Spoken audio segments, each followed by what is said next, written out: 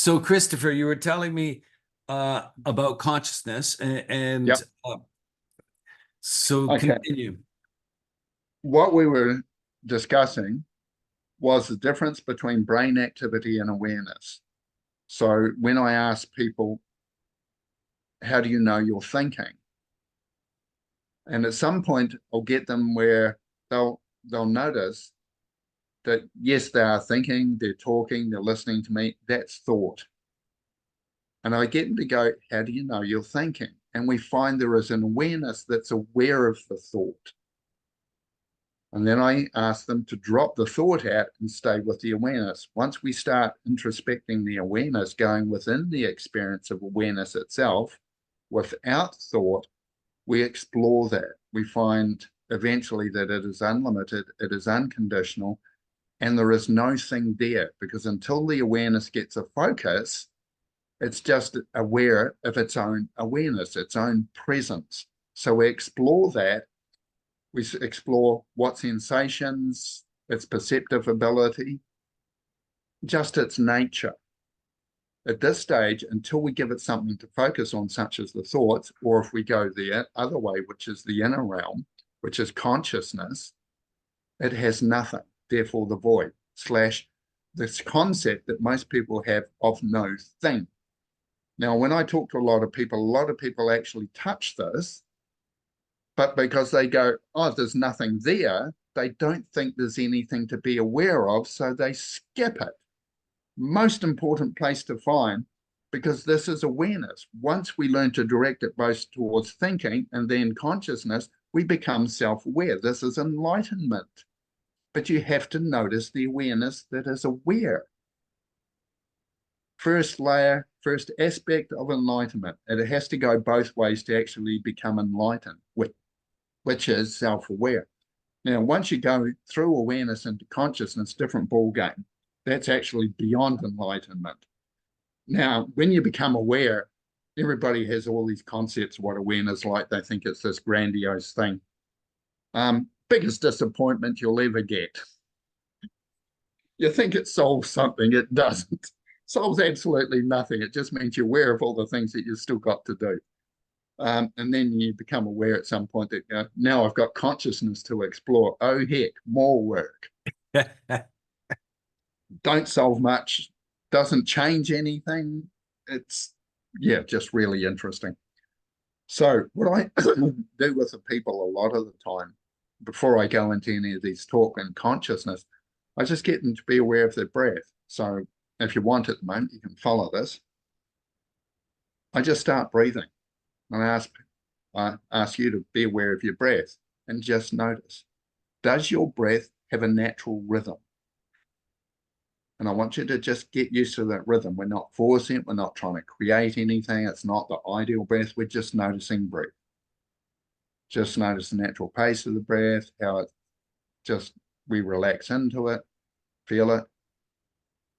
So we're in that rhythm. We're getting used to that rhythm. Just be aware of the sensation of breath, breath arising, turning around, falling away. Turns around, comes in again, just natural rhythm of breath. Now I'm going to ask, once you get used to this rhythm of breath, its naturalness, its form, its nature, I want you to feel underneath it, to feel if there's an even deeper layer of breath, a second rhythm of breath that your body is drawn to breathe at. And I want you to drop through that first rhythm of breath into a deeper rhythm that your body is drawn to breathe at. Go into the depth of that breath, dropping through the first rhythm into the second rhythm of breath. And we breathe with that second rhythm. We notice the vastness, or how far that second rhythm goes. We feel its rhythm, its nature. Noticing how deep it is, how long it is. And once we're used to that, I'm going to ask you once more, or we'll notice just how we notice from the second rhythm of the breath. Just notice its nature, anything that you're noticing there, what it draws you towards as we're in that second rhythm of the breath. And then we feel underneath it to an even deeper rhythm, noticing if there's a third rhythm of the breath that we're ultimately called to breathe at, that depth of rhythm, that deepest breath. Once again, we notice the vastness of this third rhythm of the breath. We breathe into that. Totally immersed in the sensation, the experience of third rhythm of the breath. Its vastness. We go to an edge if we can even find one. If there's no edge, we just notice no edge. If we notice edge, we notice edge. Breathing in this third rhythm of the breath. Noticing the sensations of experience or the nature of experience in third rhythm of the breath. Its nature, what we're drawn to in this third rhythm of the breath, or the state of being in this third rhythm of the breath.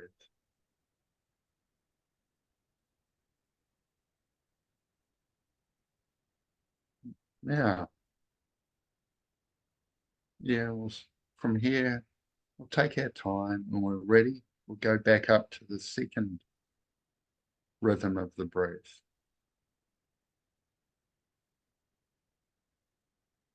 Coming back to that second rhythm of the breath. Notice how we notice it this time as we come back to it. How does it feel coming back to the second rhythm? Do we notice even more about it now that we've been elsewhere? Then we come through that to the first rhythm of the breath. Notice how we notice that first rhythm of the breath. What it's like, its nature, how deep is it? How wide is it? How broad is it? If it at all feels broad. And then we quietly and gently, when we're ready, coming back to here and now, being aware of where we are, what we're doing, and who we're with. And just quietly and gently open our eyes again.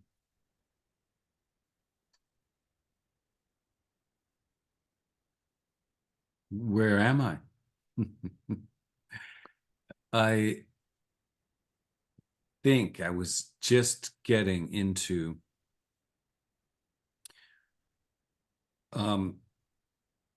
a different type of consciousness, a blackness. I wasn't worried about what it was like.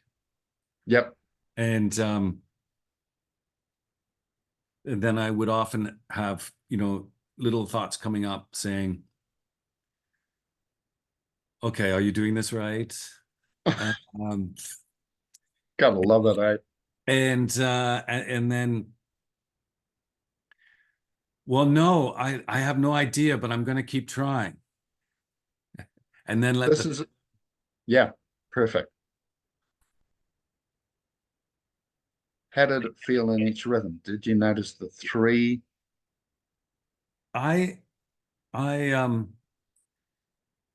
got a sense of recognizing the second coming back to it, Yep. and a little bit of the sense of coming back to the first, but then I'm wondering, am I making this up? Well, I remember that it was short and it was, oh yeah, it's sort of the same. Yep. But when I was coming back from third to second, it was more like without thinking or Yeah. recognizing. Yeah. Each layer of consciousness has its own rhythm. I found if you use the breath, it's the easiest way to notice another rhythm without all the analysis of what this rhythm is. We talk about changing vibration, which is rhythm. This is a way of changing that vibration or rhythm. without all the theoretical understanding. And then I was at one point realizing, oh, I remember when he did this last time. He then went to the heartbeat. Yeah. And I was prepared to continue on with the heartbeat, finding this, and then the second level underneath it, and then the one. And so Yeah. that's sort of like revisiting the whole exercise again, just to make it settle in better. Yeah, I was really drawn to go there, and I thought my intention originally, but the fact it was drawing me could be I was picking up all you, or the fact that it wanted us to go there anyway. And I'm I think, also aware that that you're bringing this up to me in the context of teaching people how to become aware of different types of consciousnesses yes. that you're going to need if you're going to communicate with Earth. Mm-hmm. And in fact, communicate with spirit, communicate with anything, even the tree. Communicate with the tree on the second layer. What I'll often do is some people I can drop into the second layer, noticing their own natural rhythms. They're in touch with that sense of inner realm. And then from there, as we notice the tree, can you feel the tree has its own rhythm? Then what we do is we match rhythm with the tree. We notice the tree has its own rhythm. So we start to match that rhythm. Once we're in match with it, we're essentially on the same level of consciousness or in the same opportunity of experience. So we tap into the tree's rhythm, thus letting go awareness of body form. Most people get a sense of tree, cells, of even movement like water going through the tree.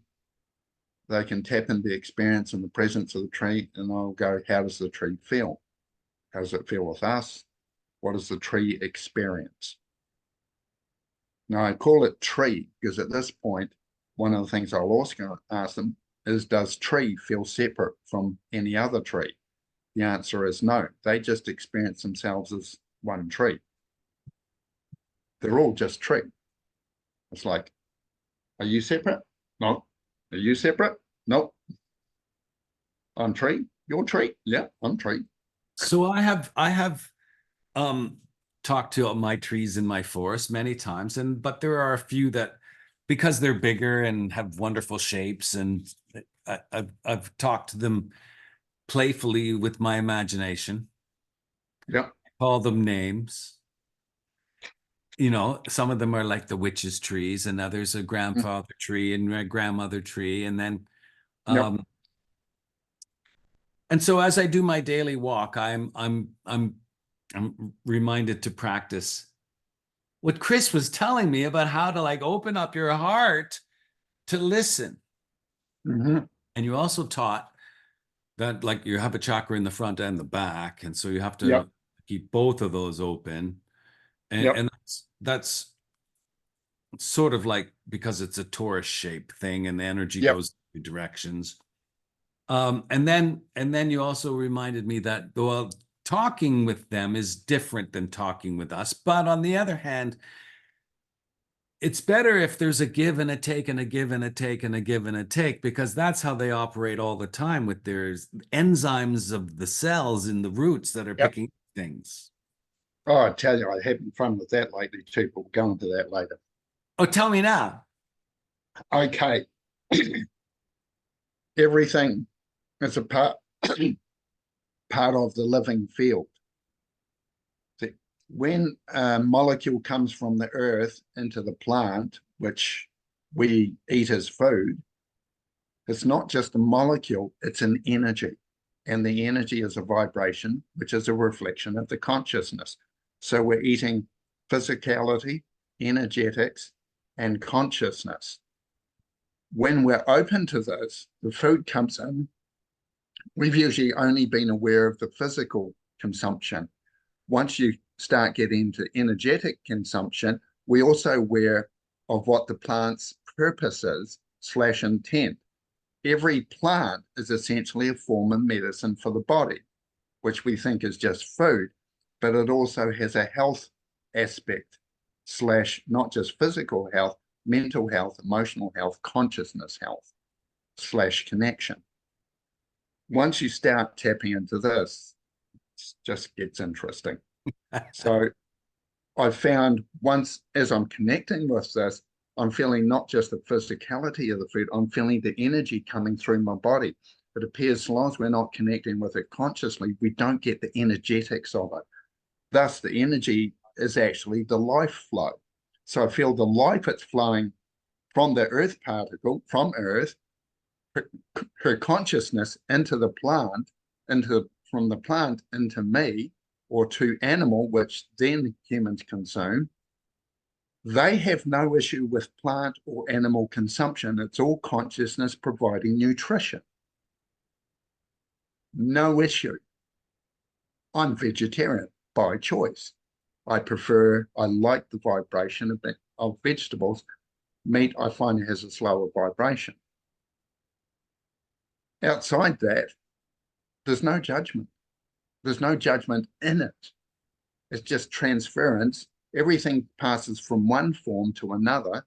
Once it passes to us, at some point it either is absorbed by the body, forms cells. Those cells leave the body at some point or are replaced. We shed skin cells, they go back to the earth. Short journey, long journey, doesn't matter. We die at some point, goes back to the earth. Every journey, or we go to the toilet and let it go. Everything moves in, through, and on to the next stage and back to earth. Everything returns to earth. Comes from, goes to, and at no point does the energy seem to drop. It just changes experience / form. And it's shifting from this to that, to this to that. As long as it stays in the natural life flow, its energy stays the same. So if I were to ask you, what would be the message you have prepared me for now, given what you have just done? We're not just physical form, we're consciousness.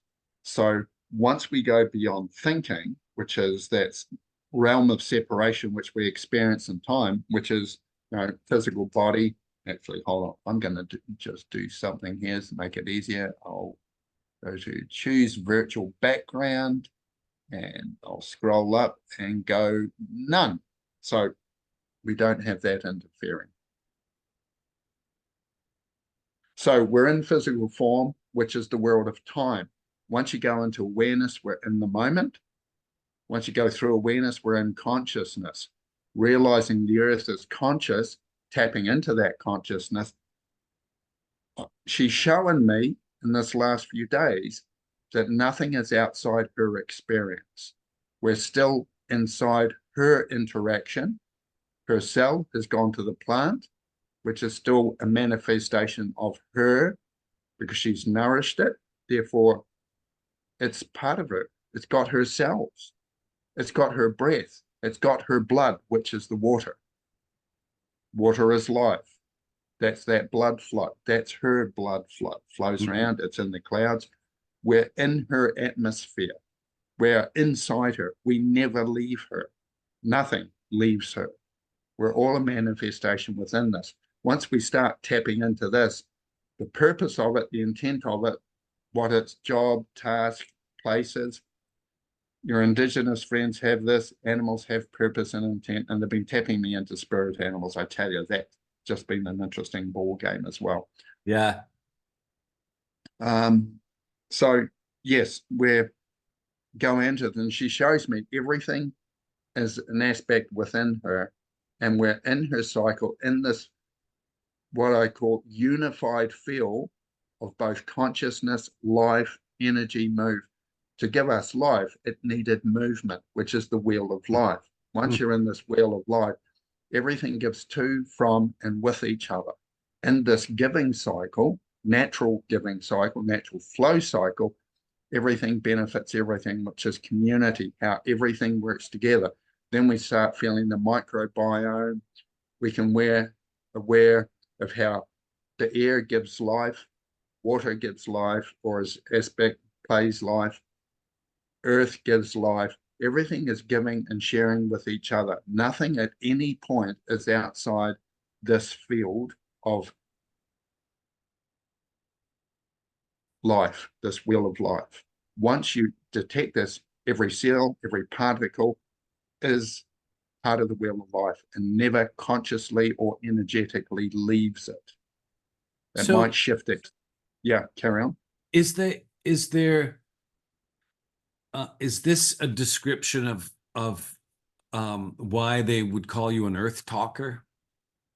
Yeah, it's part of it And because yeah, and when you have done this with you've given talks a number of times in Arizona yeah. with the two friends you were telling me about, and what the audience appreciated. How did they express the way they appreciated what you were doing for them? Well, the last one, the Indigenous Digifest, I was the last of 10 speakers. When they clapped for me, it was twice as long and twice as loud as anybody else. Okay. I didn't fully, the part of me that had a self-worth issue didn't consciously focus on that until somebody said afterwards, did you actually hear how much they clapped for you? And you said, "Oh, rewind the tape." Oh yeah. Yeah. So I've learned to stand up in that, recognize it, and they did. They clapped twice as loud and for twice as long, at least, And did or anyone? roundabout. And how would they? Did anyone come up to you and explain what they were experiencing, or thank you for what you did, or Various people came up and thanked me, yeah, which is good because I've got a few contacts from that. yeah, Um, yeah, so that did happen. I think if I had more time and stuff available, more people would have, but a lot of people would look, is he free yet? No. yeah, Um, yeah? but And I it, got, like, yeah. So, okay, well, let me thank you for going through that, because that's kind of summarizes, and I've caught it on tape. Um, and I'm going to stop there and what, because I want to continue on talking about Corey's stuff. yes. But let me just find out how I go stop recording. Stop recording.